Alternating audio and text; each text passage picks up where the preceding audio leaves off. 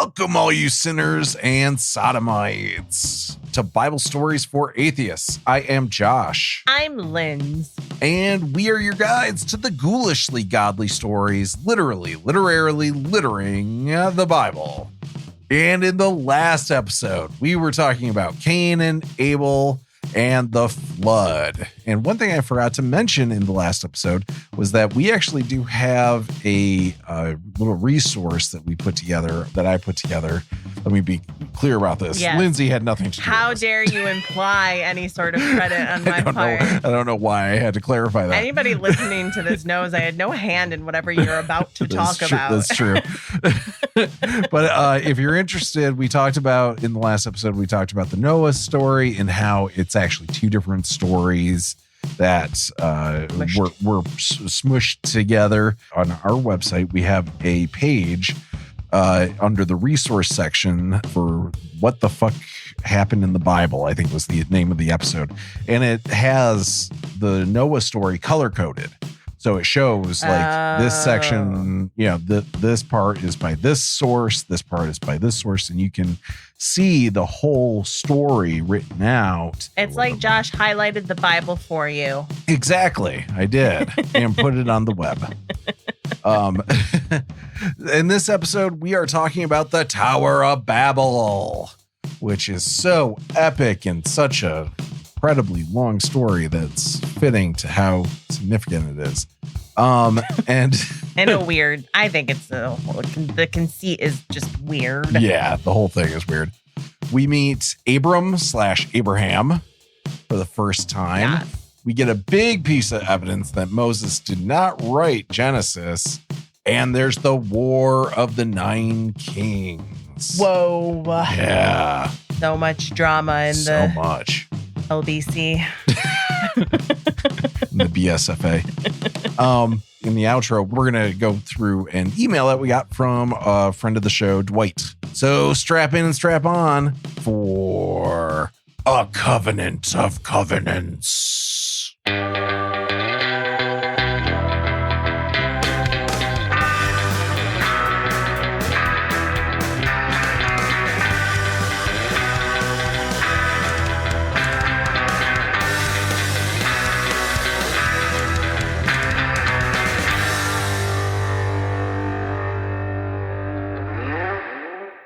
Moving along with the story of how everything got to the fuckery it's at today. And Genesis 10 is called the Table of Nations. This describes how Noah's kids were the fathers of all the different tribes or races. Like, for example, Ham had a kid named Egypt. Right? Yeah. And another one was named Canaan. Okay. Anyway, then we're told Cush became the father of Nimrod. He was the first on earth to become a mighty warrior. He was a mighty hunter before the Lord. Therefore, it is said, like Nimrod, a mighty hunter before the Lord. The beginning of his kingdom was Babel, Erech, Akkad, and Calneh in the land of Shinar. And that's all we're told about Nimrod. Do you know why its name is used in a derogatory fashion?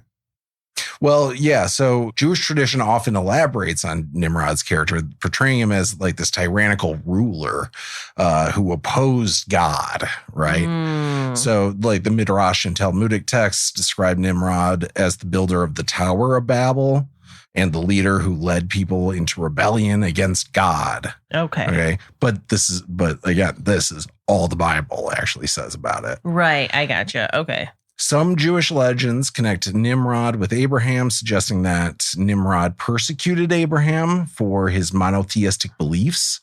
These stories depict Nimrod as an antagonist who threw Abraham into a fiery furnace from which he was miraculously saved, which sounds a whole lot like the story of Shadrach, Meshach, and Abednego, which we never covered, but like is another story in the Bible, which makes me think Gotcha. They were also saved, and Daniel, I think, with them was saved from a fiery furnace. It was like it was a trope, probably. Yes. You know. Yeah. So yeah, and then several times in Genesis 10, it says something similar to, these are the descendants of Japheth in their lands, with their own language, by their families, in their nations. According to Dr. Friedman, Genesis 10 continues to keep switching back and forth between the priestly source and the Yahweh source. And the priestly source is the one that keeps saying that this, the descendants of Noah developing their own language, is where different languages come from, right? That's how we have different languages today. Gotcha. Not what they say, which is God got mad and because of the Tower of Babel. Right. And then made it so they couldn't talk to each other. Right. That is the Yahwist. Now, the whole earth had one language and the same words. And as they migrated from the east, they came upon a plain in the land of Shinar and settled there. And they said to one another, "Come, let us make bricks and fire them thoroughly." And they had brick for stone and bitumen for mortar. Then they said, "Come, let us build ourselves a city and a tower with its top in the heavens, and let us make a name for ourselves. Otherwise, we shall be scattered abroad upon the face of the whole earth." The Lord came down to see the city and the tower, which mortals had built. And the Lord said, "Look, they are all one people, and they have all one language. And this is only the beginning of what they will do. Nothing that they propose to do now will be impossible for them. Come, let us go down and confuse their language there, so that they will not understand one another's speech." So the Lord scattered them abroad from there over the face of all the earth, and they left off building the city. Therefore it was called Babel, because there the Lord confused the language of all the earth. And from there the Lord scattered them abroad over the face of all the earth. So we were just told that these descendants of Noah had their own languages. And yet, this says that the whole earth had one language. Right. And God's mad about it. And God is mad about it and scared. So petty. Yeah. Like, what did they do? They built a city with a tower. Right. But that's what the thing is. It's not even petty. He seemed scared. Well, of what? What they could do. Because they built bricks? Yeah. The fuck? You don't know what could come next. Next thing you know, nuclear weapons. Okay, a man, a god, wipes out everybody on the earth except for one family, and then is mad that everybody on the earth can speak the same one language. Yeah, it's like you fucking did this. But you did this. Yeah. I just don't understand. I don't understand the irritation, the constant irritation God has for humans. I know. Yeah. It's funny to me what that did he think it was going to happen? He saved some of them. Yeah. There's yeah. But then he's scared of them for having, all being able to communicate with each other. So he stops them from being able to communicate with each other so they can't work together to do better things for humanity. All of the wars that have happened over miscommunications and things like that, all the lives that have been lost because of differences in languages and everything, it all comes from God being scared of us being able to work together. Again, it's a very telling story that's kind of honest in a weird way about religion, kind of like eating from the tree of knowledge is opposing God, Right. It's kind of like a true thing about religion. Yeah. Again, I don't know a lot about the Bible, only bits and pieces. And I feel like the Tower of Babel is like a big thing.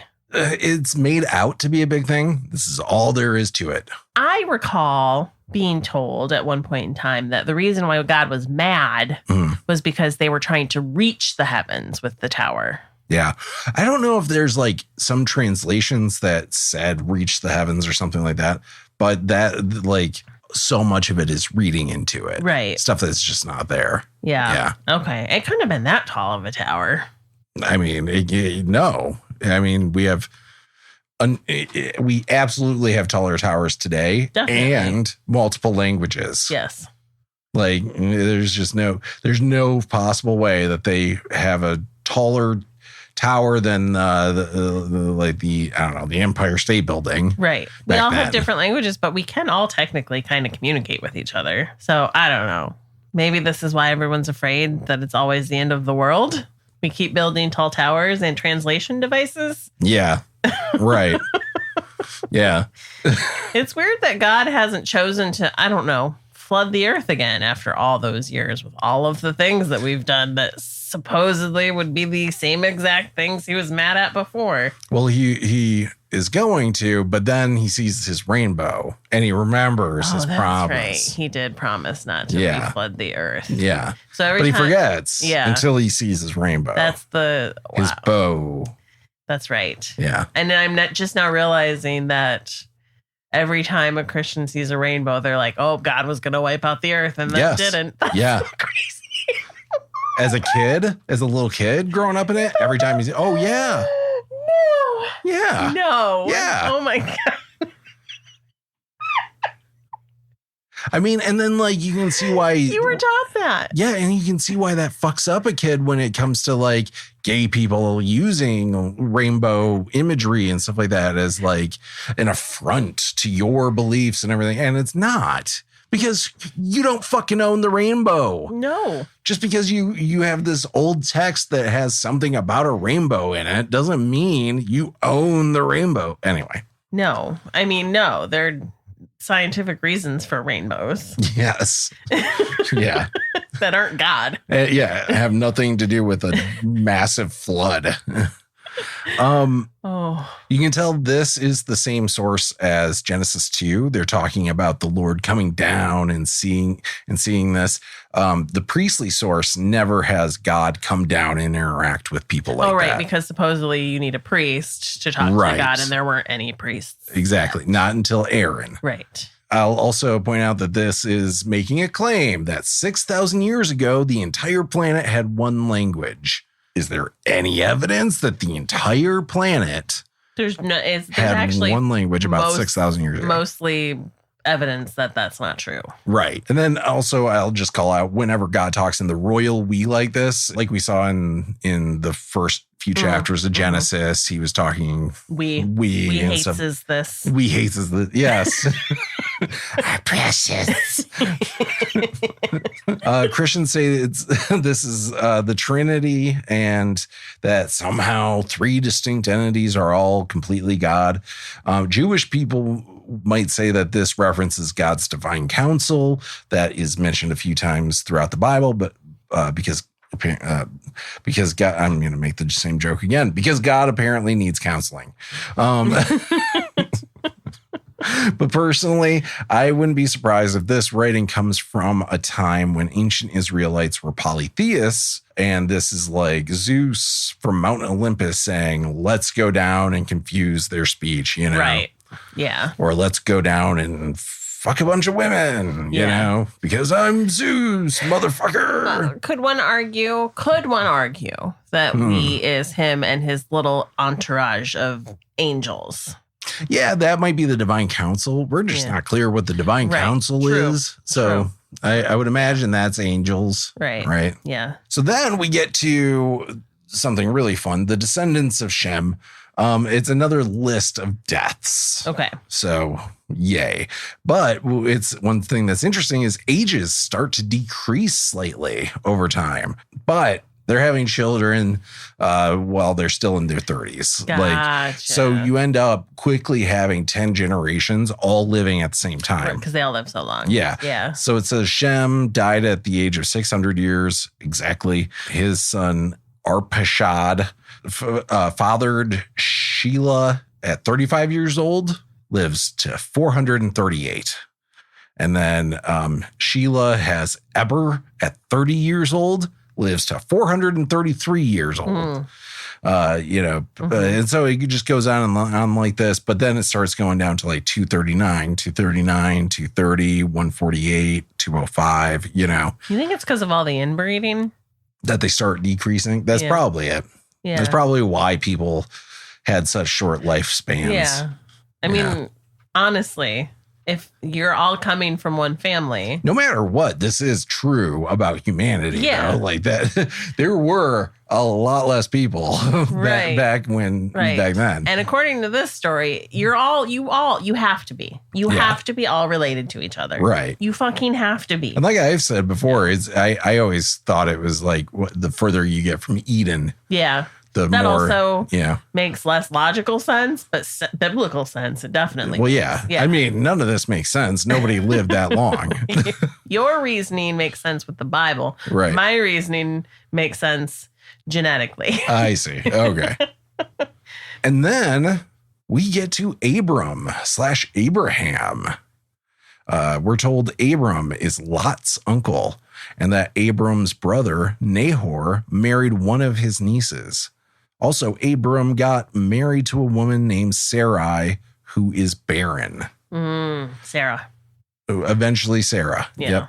Who is barren. They start in the land of which is modern day Iraq. And then Abram's dad decides to move everyone to Canaan, which is like Israel area.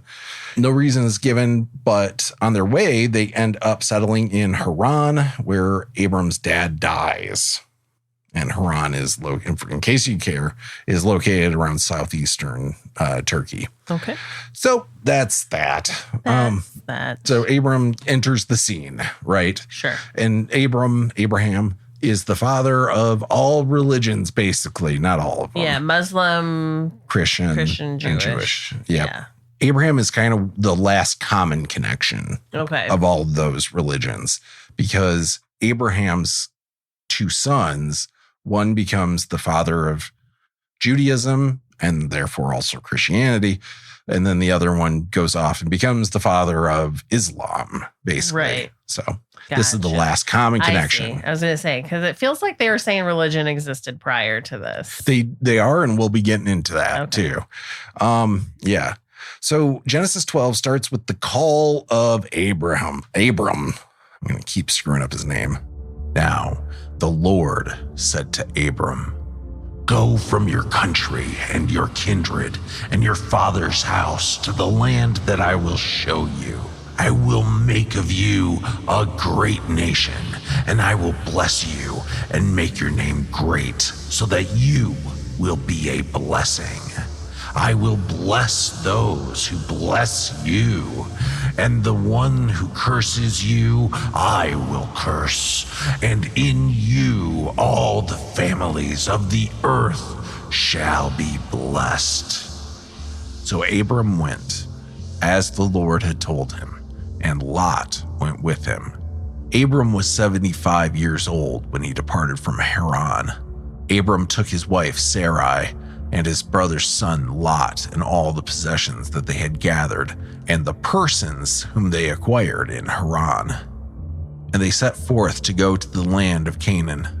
When they had come to the land of Canaan, Abram passed through the land to the place at Shechem. At that time, the Canaanites were in the land. Then the Lord appeared to Abram and said, "To your offspring I will give this land." So he built there an altar to the Lord who had appeared to him. From there he moved on to the hill country on the east of Bethel and pitched his tent, with Bethel on the west and Ai on the east. And there he built an altar to the Lord and invoked the name of the Lord. So this is the first time Abram gets the promised blessing from the Lord.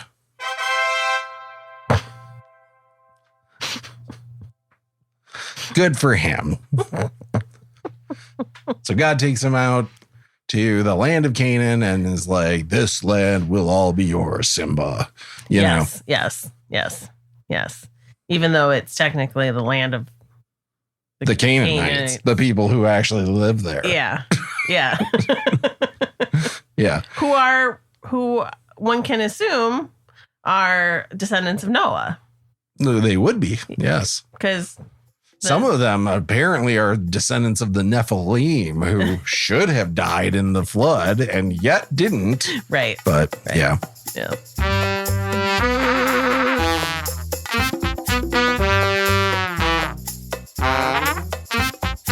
Would you like to get intimate with your significant other but are too terrified of nakedness? Afraid to stand out in the gym showers, but you don't want to go to hell because of your nakedness? Then you need naked clothes.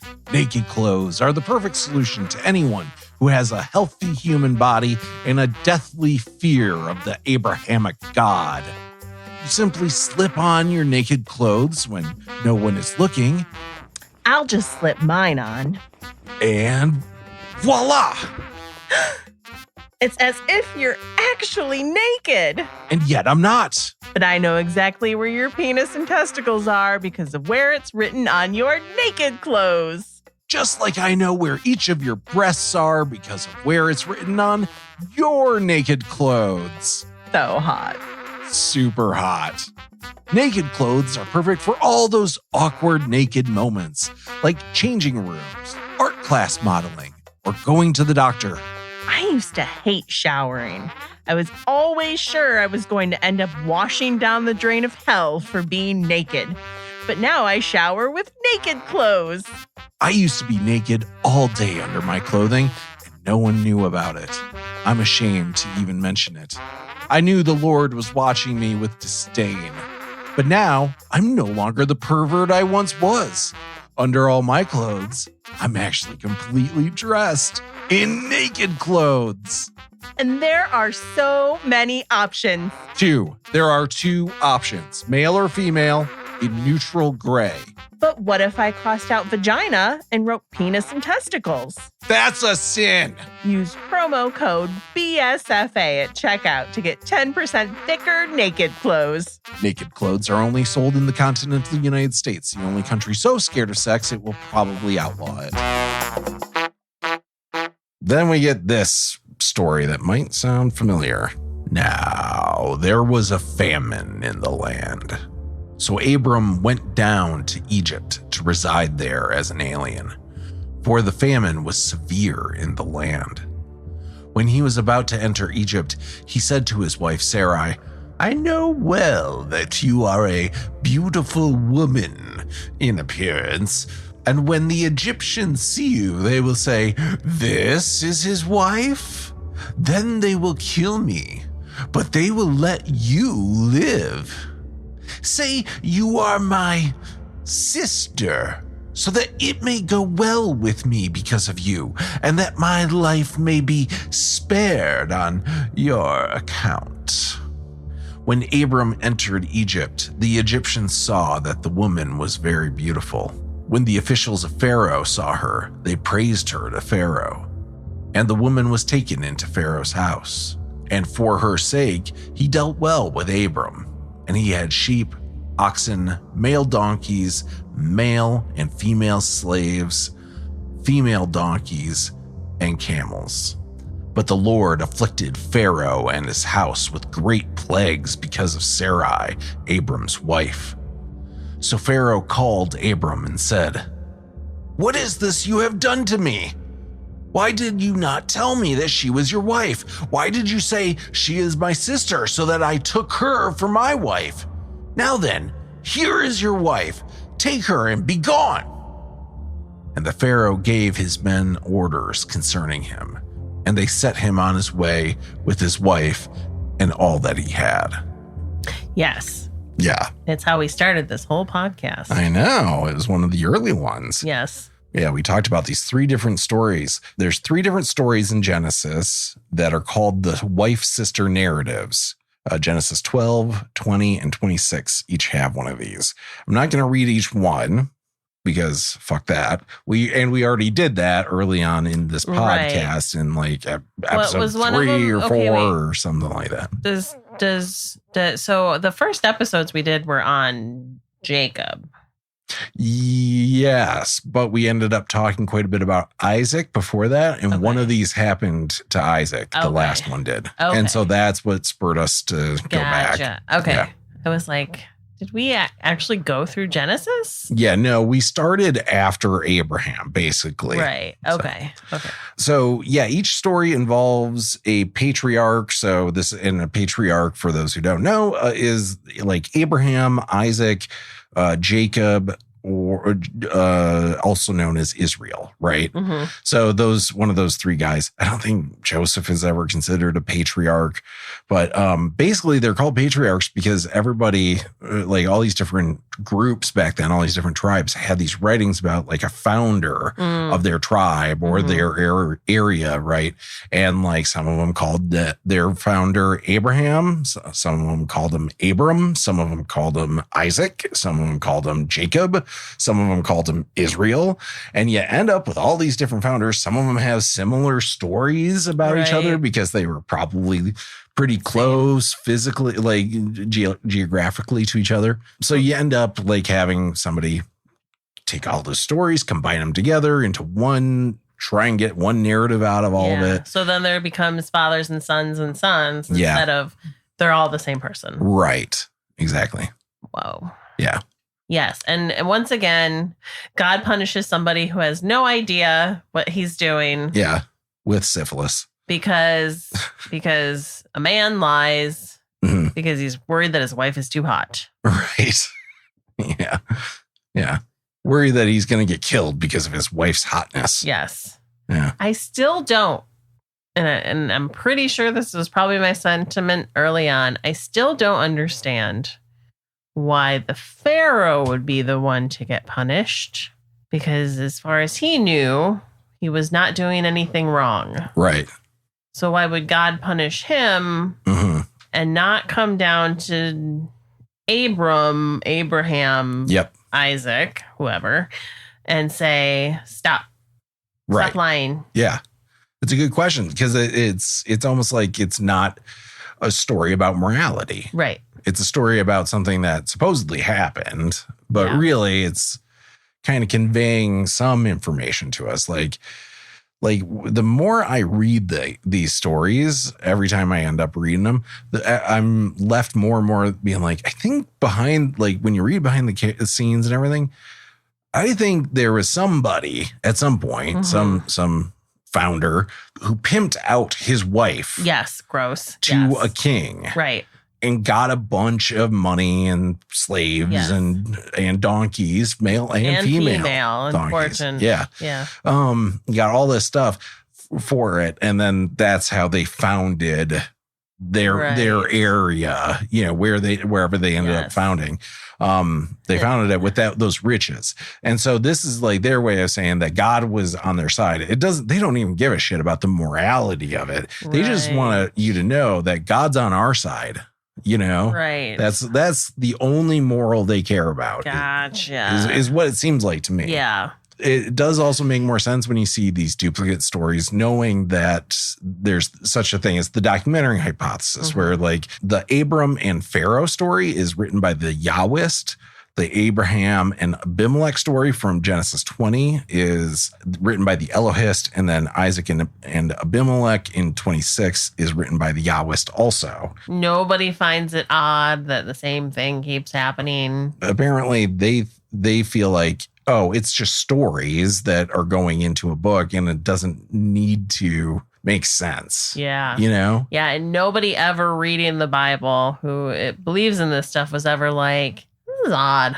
Why does this family keep doing this? Right. Seems strange. When we first went through this, we kept going off about like, oh, it's a con. Definitely. Abraham came up with this con, taught it to his son, Yeah. Also in Genesis 20, when Abimelech is like, why did you say she's your sister? Abraham says that she actually is his half sister. I remember that. Yeah. Yeah. So that's weird. Well, I did say they were all inbred. Yeah. Yeah. In Genesis 13, Abram and his family returned from Egypt to the Negeb. They are rich with livestock, silver and gold. Eventually, they reach Bethel, where Abram had previously built an altar. As Abram and his nephew Lot prosper, their herdsmen begin to quarrel over grazing land. To prevent conflict, Abram suggests they part ways, offering Lot the first choice of where he wants to go to settle down, right? Okay. And Lot chooses the fertile plain of the Jordan, settling near Sodom. Yeah. Yeah. While Abram remains in Canaan. And this is where we get our first warning. Now, the people of Sodom were wicked, great sinners against the Lord. Foreboding. And then they separate. God reaffirms his promise to give all the land Abram sees to him and his descendants forever. Abram then settles by the oaks of Mamre in Hebron and builds another altar to the Lord. And then we hit a point where the tone and the writing styles completely change. In the days of King Amraphel of Shinar, King Arioch of Elisar, King Cherdalamer of Elam, and King Tidal of Goim, these kings made war with King Bera of Sodom, King Gersha of Gomorrah, King Shinab of Adam, King Shemember of Shizion, and the king of Bela, that is, Zor. All these joined forces in the valley of Siddim, that is, the Dead Sea. It's like a lot of that. Epic. Yeah. It sounds epic, but then when you're actually reading it, it's not. Yeah. It's boring as shit. Right. But like you kind of hear it in that voice, and it's a little bit better. Yeah. Definitely. Also, the name Zor definitely makes it feel like a 1970s like Conan the Barbarian offshoot. Right. Yeah. I feel like I played Zor a lot in an arcade. Right, yeah. A coalition of 4 kings are led by King Charmander. That's not his name. You can look up his name. Yeah. It's kind of like Charmander. It's not. We're just going to go with Charmander. We're going to go with Charmander. Fun. King Charmander waged war against 5 other kings, including the kings of Sodom and Gomorrah. After 12 years of subjugation, the 5 kings rebel. And in the 14th year, Charmander and his allies defeated several territories and ultimately faced the 5 rebelling kings in the valley of Siddim, which was full of tar pits. Oh. The 4 kings triumph, plundering Sodom and Gomorrah and taking all their goods and provisions. They also capture Lot, Abram's nephew, who was living in Sodom. Wow. So, yeah. That is kind of epic. It does sound epic, but poorly written. Yeah. It could have been well written. Yeah. It could have been interesting. If there's tar pits involved, it should be interesting. That sounds like something really cool. Right. But no. No. Then one who had escaped came and told Abram the Hebrew. When Abram heard that his nephew had been taken captive, he led forth his trained men, born in his house, 318 of them, and went in pursuit as far as Dan.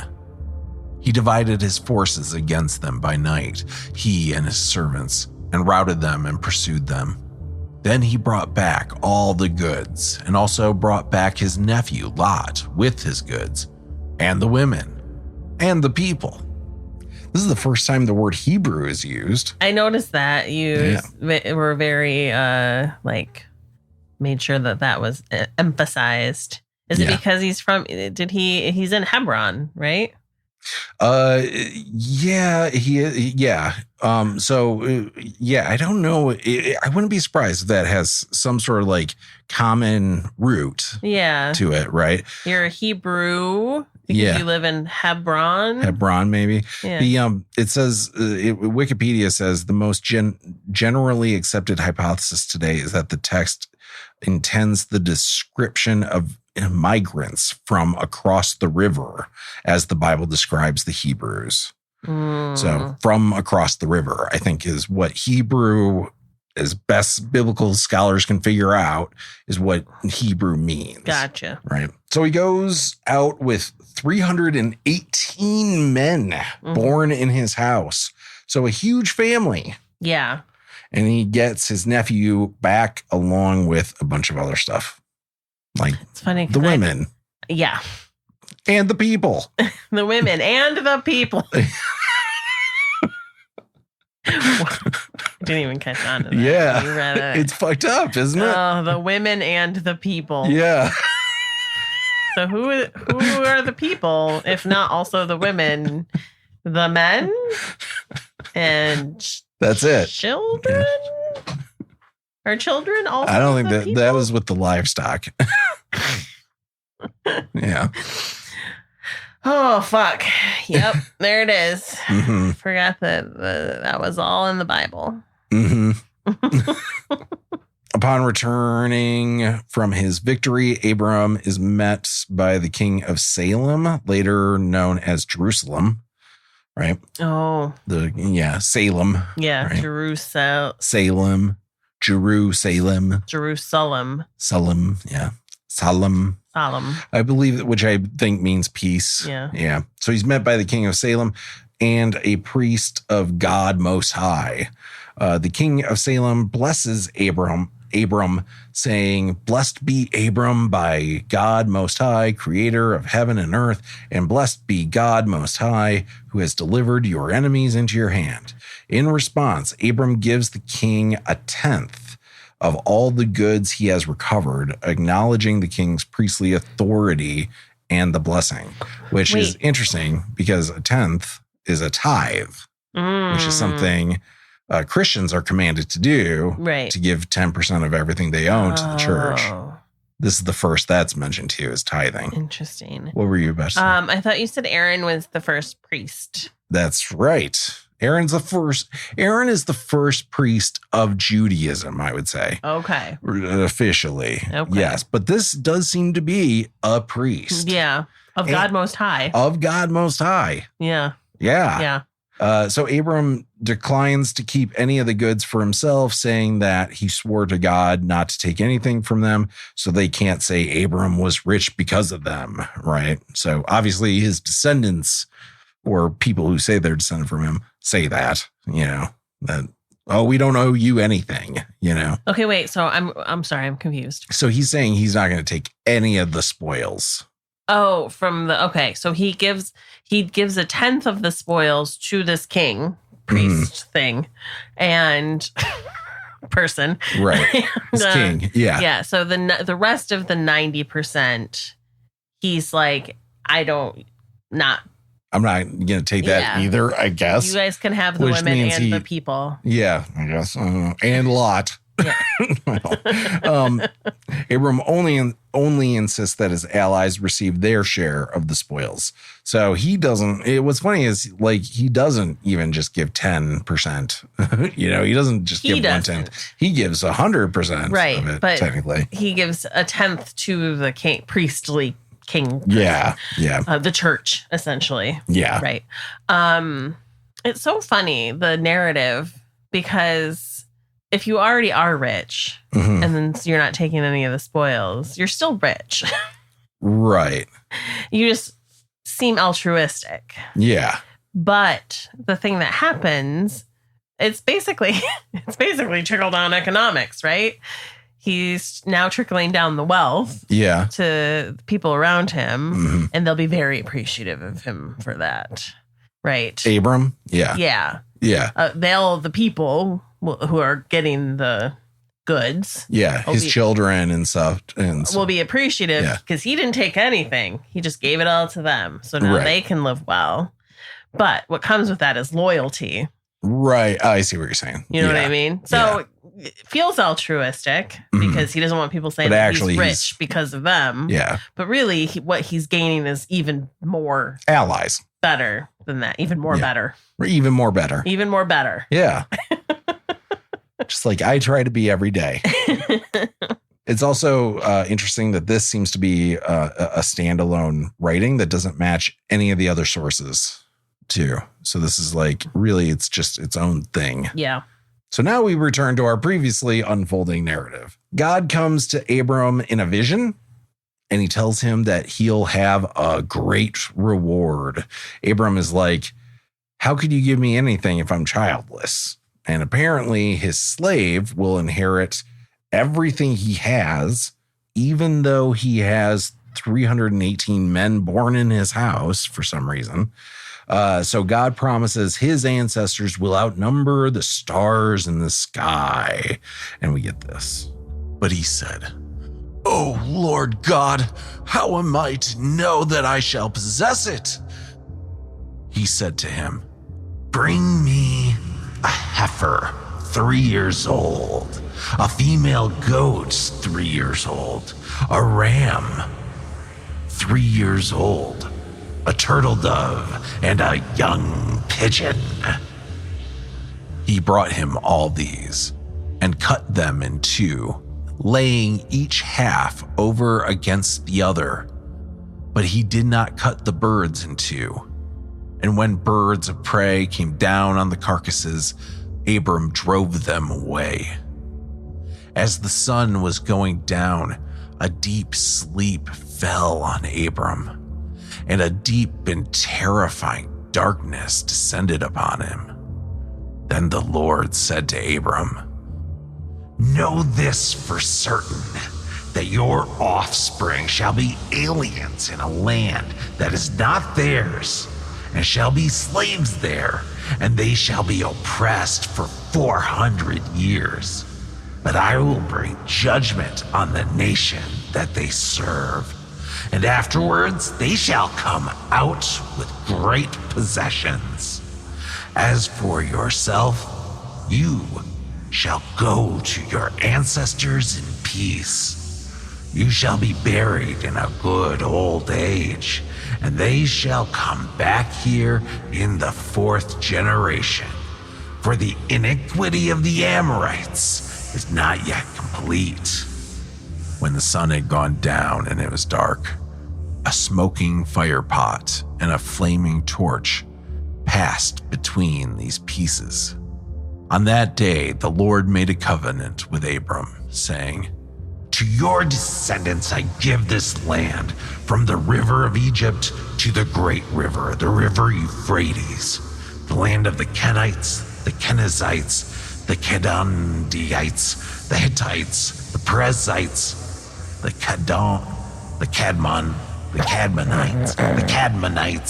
the Hittites, the Perizzites, the Rephaim, the Amorites, the Canaanites, the Girgashites, and the Jebusites." Didn't want to edit that out. It's totally like sorcery or witchcraft, isn't it? A little bit. Yeah, it felt really witchy. Yeah, I mean, he kills a bunch of things, sets them up in a certain way. Yeah. Not the birds. He didn't cut the birds, but he did place them accordingly. And drove away any birds of prey from eating them, and then fell asleep. Yes. Into a deep terrifying sleep. And it was very dark in his sleep. Yes. Fucking duh. Yeah. And then all God had to say was like, "You're gonna have a lot of kids." Yeah. Your ancestors are going to be slaves in Egypt and then escape and then live in the desert and then come back to in the 4th generation is going to come back into this area and take it all over and kill everybody here forever. Right. And ever. And ever. They're going to keep killing everybody in this area forever because I'm giving it to you. And he's very specific about the people he's taking this away from. Yeah. You know? Yeah. I noticed that they call out Jebusites later on when Joshua fights them and loses. And then when David fights them and wins, the Jebusites live in Jebus, also known as Jerusalem. Jebus. Yes. But in Genesis 14, Jerusalem is called Salem. And the king and has a king that seems to believe in the God of Abram. So that's weird. I don't know what to make of that. It's just like, besides, obviously, it's multiple writings from different sources going around, but right. It's just a weird thing. Either way, congrats to Abram on blessing number 2. Where is the Euphrates River? I'm not good at stuff. Like Google Maps. Geography. Yeah, it's it's right with the I know where the Dead Sea is. Yeah. It's like right, Oh man, I don't know why the people in Israel aren't claiming like the southern part of Iraq and all of Syria either. I know. They I don't think they ever had the land. And Jordan. That they call out and here. Part of Turkey. Yeah. Yeah. Yeah. Because if you're going from in part of Egypt. Right. Well, it's because they're being nice that they don't. No. And where's the southern border? Is it literally, because the Euphrates goes all the way from like the Gulf up to like the Black Sea kind of area. So that literally is almost all of Turkey, almost all of Syria, half of Iraq, all of Jordan. Yeah. All of Israel. I mean, if you keep following the globe around, it's also like Australia, technically. Like, right, if you count where the sea like, I don't know, does it stop at the ocean or does it keep going? Right. Yeah, that's what I'm wondering, like what the actual logistics, because it only gives you the east and west borders. Yeah, yeah. The Nile goes pretty far. Right. So, yeah. And obviously, they probably didn't even know that the earth kept going for a certain, right. for very far, Right. But considering they thought there was a firmament and a dome. Yes. Yes. But that's it for the episode. Oh. Okay. A lot less than the last couple ones. Yeah, I really thought we were going to get into, so Sodom and Gomorrah must be coming up soon then. Yes. Because you brought them up. Yes. A little amuse-bouche. Amuse-bouche. A little to get before we get into the one of the most misused stories in the whole Bible. Yeah. Yeah. Can't wait to find out the specifics around, because I think we covered some of it because in relation to its similarity to a story later in the Bible. Yes. Yep. But we didn't talk about the whole story, I don't think, right? No, we've never properly covered Sodom and Gomorrah. Yeah. I would really like to expect me to have a lot of like technical questions. Technical questions? Yeah, because I feel like it's about the Sodomites. It's a story that's used for so much, right? As justification for so much like hate in the world specifically. Right. Yeah. And like, I know I'm going to be gooped on how inane it actually is. Right. It's probably not like we're going to get done reading. You're going to get done reading it. I'm going to be like, that's what they're using. Oh, yeah. Like, I know I'm setting myself up for it, but I feel like I want to get really I want to beat it to death in how it doesn't actually relate to how people use it. Oh, yeah. You know what I mean? It's such it's such a ridiculous notion that it all gets reduced down to just being about homosexuality, right? And stuff is insane. Which we recently learned wasn't even a word in the Bible, right? Until the 1900s. Yeah, yeah. So anyway, motherfuckers. Fucking Catholics. Right. Fucking Catholics, fucking non-Catholics too.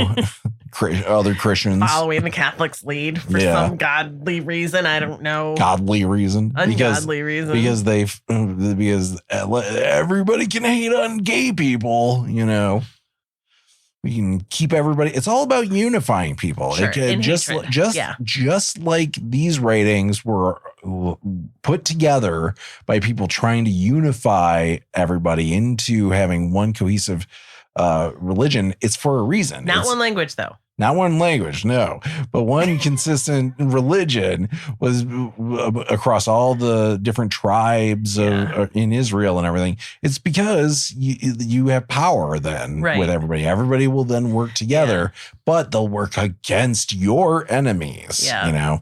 It's so funny to think when you think about how the idea of it is to make one religion.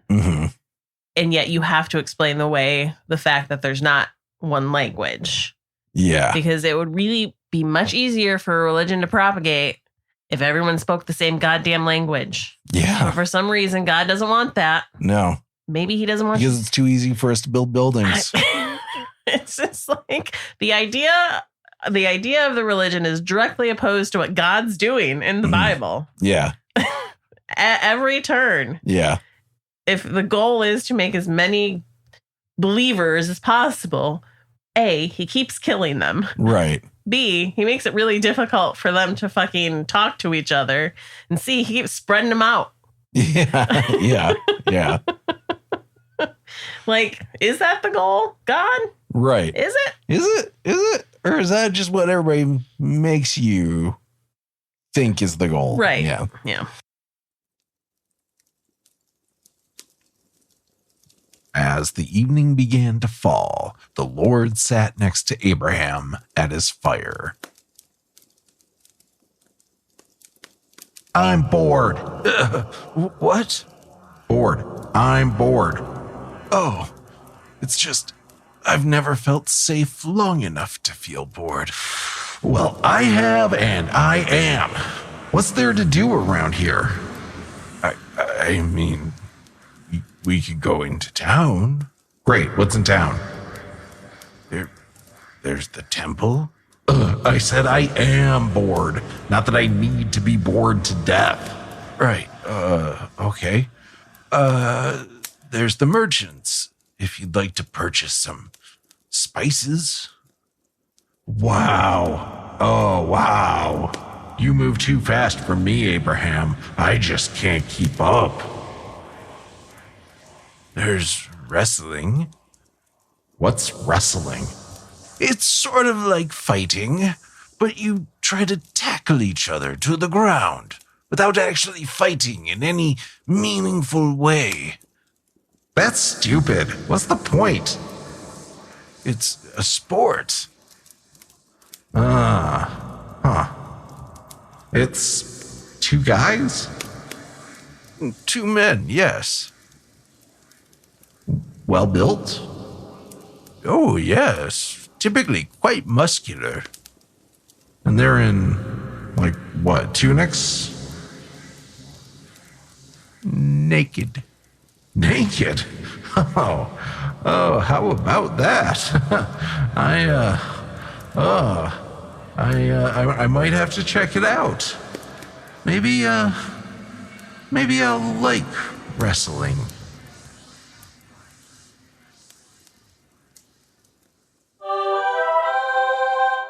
Dwight had sent us an email right before we started releasing the episodes. So we've read emails from Dwight. He's a friend of the show, longtime listener, and always long-time listener, like 10th time writer. Yeah, he writes really great emails. So it's always fun hearing from him. And this is what he says: I was off work for a little while and got sucked into a Facebook group called Crushing All Atheism and Evolution Arguments.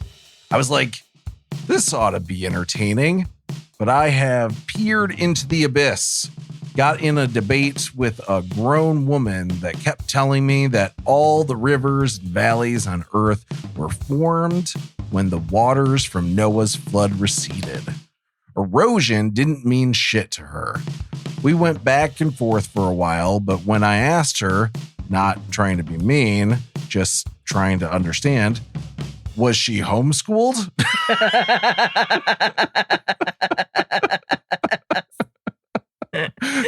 Josh can laugh at that because he was homeschooled. I was homeschooled, yes. And also believed that the waters were formed from Noah's flood. Yeah.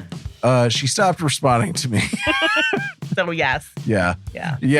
As an answer to your question, then yes, she probably was. There's another guy that believes there wasn't any water anywhere on the entire earth until Noah's flood. Wait, what? Yeah, I don't remember this when we first read this. Well, that doesn't make any In the Bible, it talks about the water. Yeah, God creating. God hovered over the waters, the Spirit of God. Also, it talks about the rivers. Yeah. That surround Eden. Yeah. There's a lot of water. There's totally a lot of water. Yeah. Does he think people can survive without water? Right. God made us poorly. We need water. Yeah. Noah had no need to drink any water. Plants didn't need water. Animals didn't need water. No water. No. Okay. Well, as we know in the Bible, there were 2 spots with water. As we know, Jesus is the living water.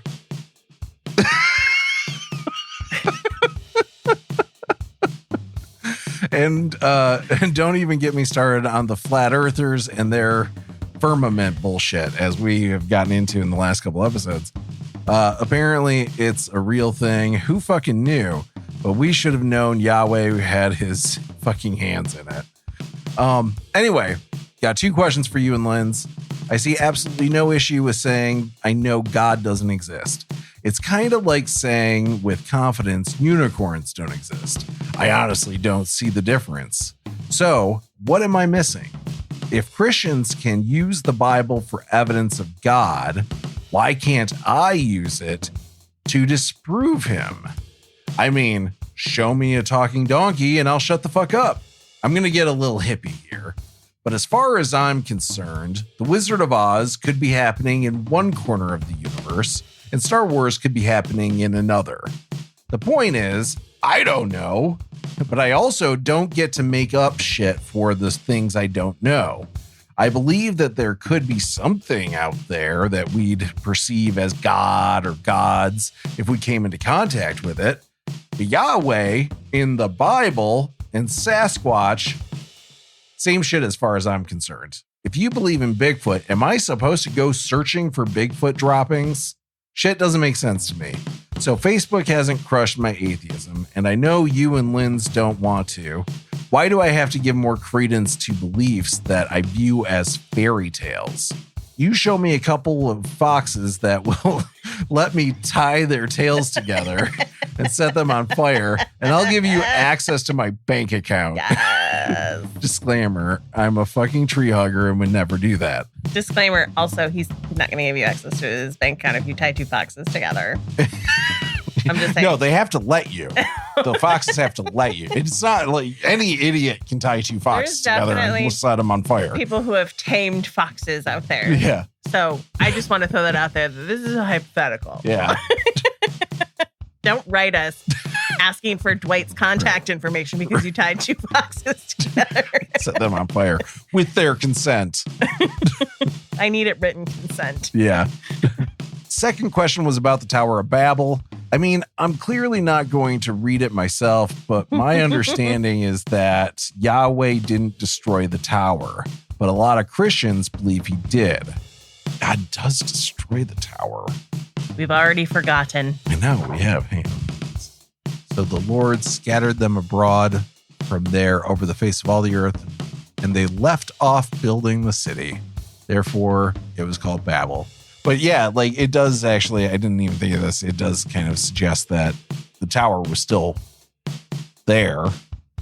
Yeah. They didn't take it down. And it's funny at some point it would have come down. If you do Google this, just Tower of Babel, it says, according to the book of Genesis, God destroyed the Tower of Babel. Yeah, and it doesn't and actually it doesn't say ever that. specifically say that God destroys the Tower of Babel. I wouldn't be surprised if somewhere later in the Bible somebody says that God destroys it, and that's taken Why it's as not like, there anymore. Yeah, but like obviously later in the Bible they wouldn't know. You know, like all they had to go off of was the same verses we had to go off of. So, but yeah, it's interesting that people talk about that. Like he did build it, and all it says is they left off building the city. They just abandoned the project. Is what the myth says. Yeah. But basically, his first question is kind of like, why can't I use the Bible against Christians? And why can't I just be like, I don't believe in God? Right. To disprove the God of the Bible. Yeah. And it's like, well, you can. Yeah. You can totally say those things. That's what we do. Yeah, definitely. Yeah. I tell people when people start talking about God to me all the time, I'm like, I don't believe in God. Right. And they look at me confounded. Mm-hmm. That- Like at all? Right. Not even a little. Like, Yeah. you're not even like spiritual. No. Yeah. No. What? Spirit in what what is a spirit? What is a spirit? What is it? I mean, you can't say without certainty that anything that we don't know about exists. Right. You know what I mean? There's So- definitely things that exist that we don't know about. Right. There's definitely things. Sure. So course. with 100% certainty, can we say there's not some fucking ethereal thing that's guiding the morality of all people on Earth? Mhm. No. Is it likely? No. Right. I think we can definitively say there's nothing guiding the morality of all people on Earth because there's no definition for morality. Right. But you know what I'm saying. I know. Yeah. But what I'm saying is like, I actually think that's legitimately, we can say that a God who is all knowing, all powerful, and created us, Sure. you know, and is like watching out over us and stuff like that. Like, Do I think we the can say- Christian God we can say- exists? yeah. No. I feel that with 100% certainty. Right. And one of the things that I really like, I was watching a clip of Ricky Gervais on some talk show. I think it Yeah. was Colbert. Okay. And because I think Colbert is Christian. Yeah. I believe he's Catholic. Yeah. So they were having a discussion about it, and he was like, Ricky Gervais is a known atheist, Mhm. and basically Colbert was like, you don't believe in anything, and he's like, I just don't understand how, and he's like, there's 3,000 or more gods that Yeah. people believe in, and you believe in one and don't believe in 2,999 of them. Yeah. So you know how you don't believe in those 2,999? Well, I just don't believe in one more. Right. That's how I don't believe in it. Yeah. Yeah. The same way you don't believe in any of those other ones. Right. Yeah. It's just the fucking audacity. I'm going to go off on a tangent here. The fucking audacity to be like, Christians, maybe other religions too, but like, especially the Abrahamic religions, people who really believe in them are like, this is it. This is the God. All other gods are bullshit. But how do you not believe in God? And it's just like, motherfuckers. It's all superstition. Anyway, so Dwight, do whatever you want. I mean, it's not whatever you want. This isn't an open. Just tell Within reason. yeah, You know. just tell people you don't believe in God. Yeah. Everybody out there, if you don't believe in God and somebody's like, hey, you want to go to church with me? Unless you're genuinely interested in experiencing that, just be like, no, Yeah. I don't believe in God. You Right. don't have to be an asshole about it unless they're an asshole about it. Yeah. Then match the energy. Right. That's how I get through life. And- I just match people's energies. If they're dicks, I'm a dick. Yeah. I get the feeling like that's kind of Dwight's I think so vibe too. Yeah. Awesome. So thank you again for writing in, Dwight. Thank you for sharing that. And thank you to everybody for listening. If you want to reach out yes, and you can send us an email. you can go to the website bsfa.cc and we have a contact form. Yep. On there. We'd love to hear everyone's thoughts and opinions. Yes, everyone's. Everyone's. All right, with that, they all live miserably ever after.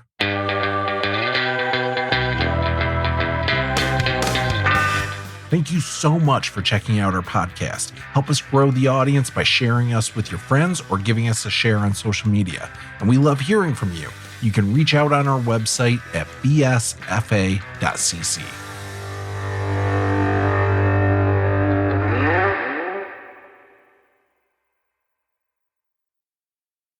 What does the fox say? Don't burn me alive.